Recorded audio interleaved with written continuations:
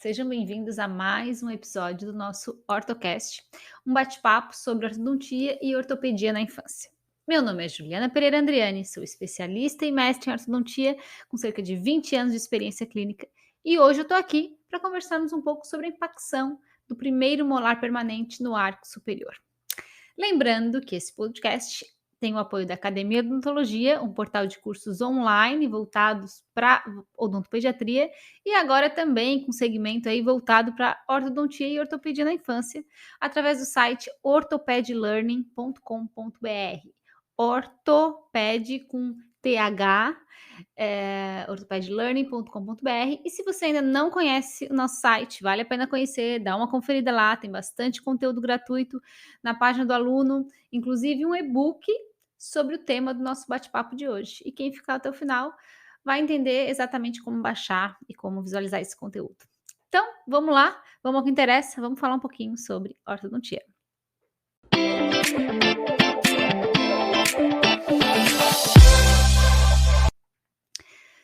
Bom, certo que se você é odontopediatra ou ortodontista que atende o público infantil ou mesmo clínico que atende bastante criança, você já deve ter se deparado com algum caso de impacção do primeiro molar permanente no arco superior. E caso ainda não tenha diagnosticado a impacção do primeiro molar permanente superior, tem duas possibilidades. Ou você não atende muita criança no primeiro período transitório, que é entre, vamos dizer, 7,5 e 8,5, mais tardar 9, é quando a gente faz o diagnóstico dessa impacção, e acabou vendo esse paciente somente depois da perda precoce do segundo molar descido, né? Ou nem chegou a diagnosticar a impacção, passou despercebido. Ou são casos de impacções reversíveis, por exemplo, onde o primeiro molar chega a ficar impactado no segundo molar descido, mas de qualquer forma consegue romper. Então, o nosso bate-papo de hoje é sobre isso, sobre o diagnóstico da impacção, né? Se você realmente sabe ou não conduzir o caso diante dessas características clínicas, o que fazer e o porquê, né? É sobre isso que a gente vai conversar hoje no nosso bate-papo. Bom, antes de começar a entrar no conteúdo propriamente dito, eu vou contar uma historinha para vocês que foi o que me levou a estudar um pouco mais esse tema. Eu, logo que fiz a minha especialização, sempre tive dúvida entre ortodontia e odontopediatria, enfim, um dilema logo que eu me formei que me deixou um pouco inquieta, assim, né. Acompanhei um pouco a especialização de odontopediatria, mas ao mesmo tempo gostava muito da ortodontia e acabei entrando, fiz atualização, tive uma pré-interceptiva, tive uma noção geral, depois entrei na especialização e o meu curso era um curso de 2 anos e meio, tinha mais de 2.000 horas de curso. Era um curso que a gente entrava na quinta-feira de manhã e terminava no sábado ao meio-dia. E eu normalmente estava lá na universidade de quarta a sábado. Então não chegava a ser uma dedicação exclusiva, mas era um curso que, nos dispensava bastante tempo, assim, né. A gente era semanal, então a gente acabou se dedicando bastante. Então, de certa forma, a gente acaba tendo bastante conteúdo, atende bastante paciente, mas quando eu terminei essa especialização, 2 anos e meio aí depois, eu me senti insegura em relação ao tratamento da dentição mista. Eu até pela e eu tinha clínica de paciente infantil, mas não era tão focado para isso, até porque na especialização de orto a gente tem milhões de coisas, é como se fosse uma faculdade nova, né, montar bracket, movimentação do dente, enfim, milhões de coisas na cabeça, a gente acaba focando mais nisso e não priorizando tanto o tratamento infantil. A gente acaba se limitando aí a disjunções, enfim, tratamentos interceptivos, mais gerais, assim. E assim que eu terminei a especialização, a gente começou a amostra aí de pacientes com um aparelho expansor tipo RAS, que acabou tendo uns dos nossos trabalhos como capa do American Journal em 2013, que a gente tem bastante orgulho. Mas enfim, isso foi um trabalho, um estudo clínico randomizado, que a gente acabou conduzindo ali da especialização para o mestrado, e acabei que me envolvi com muitos desses pacientes. Eu atendi todos esses pacientes, junto tinha um colega meu de mestrado, que era o Maurício, que fazia parte dos atendimentos, mas todos eles passavam por mim. E eu acompanhava esses pacientes no dia a dia, porque o meu colega não era de Florianópolis, enfim, e eu acabava acompanhando esses protocolos, fotografando esses pacientes, enfim. Mas o que eu quero dizer, comentar com vocês, é que esse período, quando eu me deparei com esse número enorme de pacientes, só ali foram quase 90 pacientes, que fizeram disjunção, alguns caíam fora da amostra, e mesmo assim a gente conduzia o tratamento, eu fazia questão de conduzir o tratamento, eu vi que vários deles tinham algumas situações clínicas que eu não sabia resolver. Entre elas, a impacção do primeiro molar permanente no arco superior. Quando a gente vê aquele primeiro molar lá irrompendo, e a gente vê somente a distal, assim, a gente vê que a mesial está travadinha na distal do segundo molar descido. E aí eu entendi que, opa, ainda não estou preparada o suficiente para atender esse público infantil. E aí fui um pouco depois, assim, isso já foi mais lá para o final do meu mestrado, eu comecei a me dedicar e estudar um pouquinho mais para poder entender o que era essa impacção e o que a gente podia fazer. E é isso que eu vou discutir com vocês hoje. A primeira questão, eu acho que a gente precisa esclarecer de uma vez por todas é o que é a impacção dentária. Tá? Eu observo que tem muita confusão nesse termo, dente incluso e dente impactado. Dente incluso é um dente intraósseo, ok. Dente impactado, vamos aí generalizar, é um dente que está travado, né? A grosso modo, a definição é simples, é um dente que está ali impactado, tem algum obstáculo aí no meio do caminho. Então, algo que interrompe ou impede o processo irruptivo, a irrupção por completa do dente, né? E aparecer na cavidade bucal. E isso pode ocorrer em várias fases aí do seu desenvolvimento. O fato é que quando esse folículo pericoronário que envolve ali o germe do dente permanente, do primeiro molar permanente, ele começa a reabsorver o tecido mineralizado, o tecido ósseo, enfim, que está à sua frente, ele reabsorve também dentina, por exemplo, mas ele não tem condições de reabsorver o esmalte. Então, nessa situação, quando o germe do dente permanente, ele se depara com uma estrutura de esmalte, esse dente acaba ficando impactado, ele fica travado, isso impede o processo eruptivo do dente, né. Então, aí sim a gente pode dizer que ele está impactado. Então, dente incluso é aquele intraósseo, dente impactado é aquele que realmente está travado por alguma situação, ou o dente adjacente, enfim. Nesse caso, diante da impacção do primeiro molar permanente no arco superior, o que o que faz com que esse dente fique impactado é a crista de esmalte na distal do segundo molar descido. A gente tem que entender que o primeiro molar permanente ele tem uma erupção bem vertical, assim, perpendicular ao plano oclusal, então ele vem bem retinho, ele não vem inclinado para mesial. Nesses casos de impacção, esse dente está mais inclinado para mesial. Muitas vezes ele se inclina para mesial, reabsorve parte do segundo molar descido e irrompe. Mesmo assim, ele consegue romper, ele consegue verticalizar intraósseo sem nenhuma conduta clínica, né, sem nenhuma intervenção clínica, vamos dizer assim, além de acompanhamento, por exemplo. Outras vezes é necessário a instalação de algum aparelho, um dispositivo, para corrigir a rota desse dente e permitir a irrupção, desse dente na cavidade bucal. Então a primeira coisa que a gente precisa entender também é em relação à idade do diagnóstico. Isso é algo que eu observo com muita frequência entre os meus alunos. Às vezes vem, alunos mostrando uma radiografia panorâmica de um primeiro molar impactado, por exemplo, né, sugerindo uma impacção. O paciente ainda com 6 anos e meio de idade, não apresentou ainda na cavidade bucal a cúspide ou parte da cúspide distal desse dente. Não quer dizer que esse dente está impactado, é muito cedo. Normalmente o diagnóstico se faz entre 7,5 e 8 anos e meio de idade. Ele normalmente atrasa um pouquinho no processo irruptivo, né. Então, aos 5 anos e meio é muito cedo para a gente fechar esse diagnóstico, principalmente se esse dente não tiver irrompido parcialmente na cavidade bucal, nós não estivermos vendo clinicamente ali a cúspide distal, certo? Esse é o primeiro ponto que a gente tem que entender, não se precipitar no diagnóstico, não abrir para fazer intervenção nessas situações de impacção. Isso não é necessário, a gente espera o dente irromper parcialmente.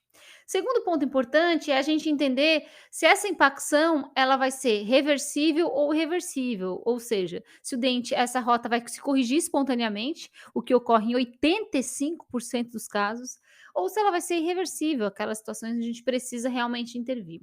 Mas eu não vou entrar nesse assunto hoje para a gente não se estender demais aqui, eu já costumo falar um pouquinho demais. Vamos deixar esse conteúdo de impacção reversível ou irreversível, quais são as características que a gente tem que observar, para o tema do nosso próximo podcast, certo? Então, por último, aí, diante desse conteúdo, mas não menos importante, que a gente pode falar associado à impacção do primeiro molar permanente no arco superior, o que nos chama a atenção no diagnóstico é entender quais são os fatores etiológicos que podem estar associados àquela situação clínica. Isso, na verdade, não serve só para impacção do primeiro molar. É muito importante a gente entender, para a gente poder entender como intervir e o porquê, entender com clareza o desenvolvimento normal da oclusão, o que é normal, para depois a gente entender o que é alteração, né. Eu sugiro fortemente para quem quer trabalhar com criança, isso tem que estar muito claro. O que é normal, como acontece, quais são as rotas irruptivas, para não ficar inventando caraminhola na cabeça, "e agora o que que eu faço?", e às vezes são situações clínicas dentro do padrão de normalidade. Nesse contexto, é importante a gente entender o porquê que aquilo acontece. Quando a gente entende o porquê, se pergunta assim como aquilo aconteceu, o porquê que aquilo aconteceu, ou quando aquilo aconteceu, e quais são as consequências, a gente começa a olhar com mais clareza para o nosso panorama, tanto do nosso diagnóstico quanto para o prognóstico daquele problema, né? Quais são as consequências daquele problema se eu não fizer nada? E o que eu tenho que fazer? Quando e o porquê? Então, sempre que a gente tiver em dúvida, eu sugiro que vocês perguntem: por que aquilo aconteceu? Como aconteceu? Quando aconteceu? Né? E o que eu tenho que fazer? Quais são as consequências diante disso? Não só olhar ali, naquela situação pontual, mas olhar para a situação a médio prazo, médio, longo prazo, né, as consequências daquele problema. Acho que, dessa forma a gente vai conseguir, definir a intervenção de uma forma muito mais clara, sem estresse, sem nervosismo, sem precipitação, com tranquilidade, principalmente quando a gente fala em paciente em crescimento, tratamento de paciente infantil. É muito importante ter essa coerência. Acho que essa seria a palavra correta. Bom, mas o fato é que na impacção do primeiro molar, a literatura chove aí de fatores etiológicos e não pensem que o fator etiológico é a falta de espaço, porque normalmente não é. Pode ser dentes grandes, pode ser primeiro molar grande, né? Tamanho da cúspide da coroa do primeiro molar em relação ao segundo molar descido, uma alteração aí tanto na formação também desses dentes, ou da cronologia de formação óssea na túber em relação à mineralização do primeiro molar permanente. Pode ser uma maxila pequena, até pode, um crescimento insuficiente da túber, mas normalmente, vamos entender, vamos voltar à nossa pergunta, né? O que é normal? Como? Por que que aquilo aconteceu? Normalmente, esse primeiro molar, em situações de impacção, ele está inclinado para mesial. Essa não é a rota normal do primeiro molar permanente. A rota do primeiro molar permanente no arco superior, ela é perpendicular ao plano oclusal.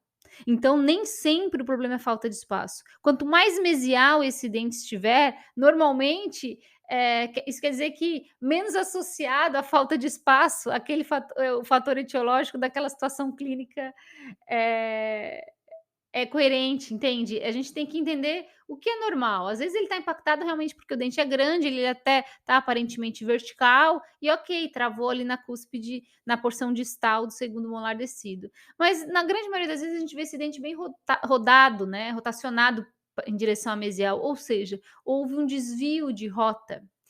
Esse problema, esse distúrbio irruptivo que a gente chama, essa alteração no processo irruptivo, ela é uma alteração com prevalência pequena e vamos considerar de maneira geral a literatura traz entre 3 e 5%. E sendo que desses, cerca de 80%, 85%, eles são impacções reversíveis, muitas vezes que não são nem diagnosticadas, porque o dente aparece com um atraso, mas acaba aparecendo e rompendo na cavidade bucal. Então, a gente entender o que que a literatura começou a buscar? Entender essa etiologia, o porquê que esse dente está rotacionado para mesial. Isso normalmente está associado a uma falha no processo eruptivo, no folículo pericoronário, é uma alteração de rota. E aí, a alteração de rota tem um background genético e normalmente associado a outras alterações de rota. Então, a literatura também já traz o fator genético como um fator etiológico associado aí à impacção do primeiro molar permanente. Então, apesar de ele ser apresentar uma característica de fator etiológico multifatorial, né, não é um único fator às vezes são fatores associados, os fatores genéticos, né, associados aí às alterações de rota, hã, aparecem na literatura aí mais recentemente aí, vamos dizer, depois dos anos 2000. Nem todos os trabalhos trazem isso como uma associação forte, né, identificando realmente essa associação entre a alteração do primeiro molar com outras alterações eruptivas, mas alguns trabalhos mostram uma prevalência, uma associação significativa estatisticamente. Claro que diante de uma situação clínica que tem uma prevalência pequena, às vezes essa associação não vai ser encontrada, né, em muitos estudos ou em todos os estudos, mas eu acho que vale a pena ponderar isso, e isso para mim é muito pertinente, partindo do princípio que esse dente está alterado para mesial, né, do porquê que ele chegou ali, que aquela alteração se expressou. Então, o que a gente precisa entender é que diante do fator hereditário, né, presente, sendo uma alteração aí, uma anomalia com característica genética, a gente tem que entender que ela também pode estar associado a outras anomalias, ou seja, a impacção do primeiro molar permanente a gente observa no primeiro período transitório. Então a gente já conversou sobre isso, entre 7,5 e 8 anos e meio de idade, mais ou menos, aproximadamente. Se ela está associada a outros problemas, eu posso usar essa característica clínica como uma característica a ser observada, né, um fator de risco para outros problemas. Ou seja, o que que a gente quer dizer com isso? Se a impacção do primeiro molar permanente no primeiro período transitório, ela está associada, por exemplo, à alteração de rota ou impacção do canino superior permanente, que é um problema, uma maloclusão difícil de ser corrigida, geralmente com complicações clínicas importantes, eu preciso acompanhar esse paciente ao longo do tempo.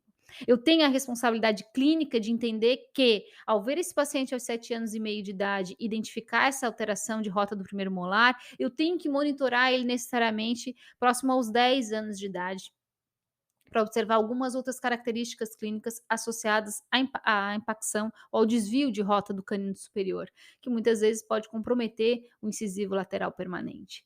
Então, os trabalhos assim escandinavos já mostram que a partir do momento que eu tenho a presença de uma alteração, uma anomalia genética, um distúrbio eruptivo, há uma probabilidade de 25%, de 20%, 20 a 25 de chance de apresentar uma segunda anomalia, né? Entre elas a infroclusão infroclusão de molares descidos, desvios de rotas de segundo pré-molares permanentes e ectopia de canino, e além de agenesias e microdontias. Então, isso, eu acho que esse assunto é bem importante trazer à tona, não em virtude da impacção do primeiro molar propriamente dita, que normalmente são situações clínicas fáceis de resolver e sem grandes complicações para outros dentes permanentes, mas sim em relação às associações que pode ter naquela criança ao longo do tempo, né? Então ele não deve ser visto apenas como um fator isolado, é preciso entender esse tipo de problema, esse tipo de maloclusão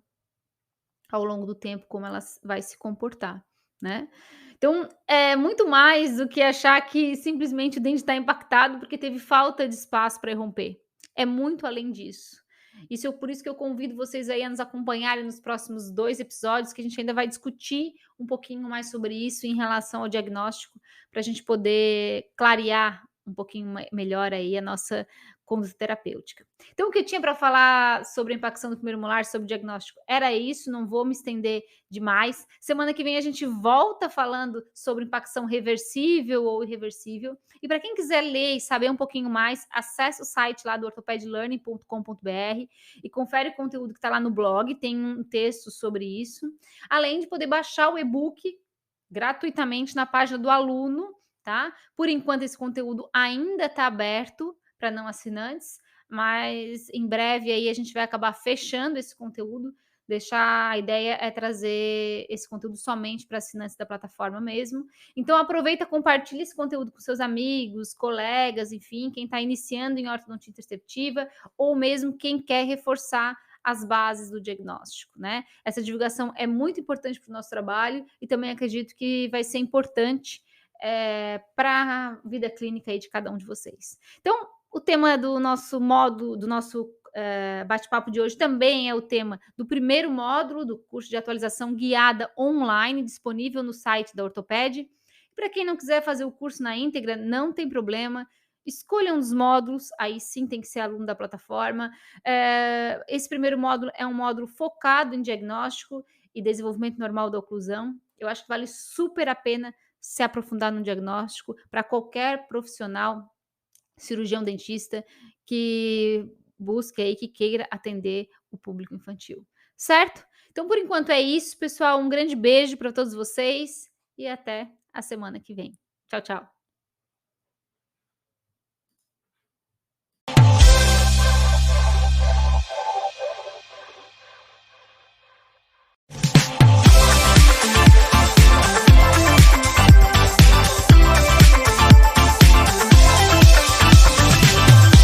Olá, sejam bem-vindos a mais um episódio do nosso OrtoCast, um bate-papo sobre ortodontia e ortopedia na infância. Meu nome é Juliana Pereira Andriani, sou especialista e mestre em ortodontia com cerca de 20 anos de experiência clínica e hoje eu estou aqui para conversarmos um pouco sobre a impacção do primeiro molar permanente no arco superior. Lembrando que esse podcast tem o apoio da Academia de Odontologia, um portal de cursos online voltados para odontopediatria e agora também com segmento aí voltado para ortodontia e ortopedia na infância, através do site orthopedlearning.com.br. Ortoped com TH, orthopedlearning.com.br. E se você ainda não conhece o nosso site, vale a pena conhecer, dá uma conferida lá, tem bastante conteúdo gratuito na página do aluno, inclusive um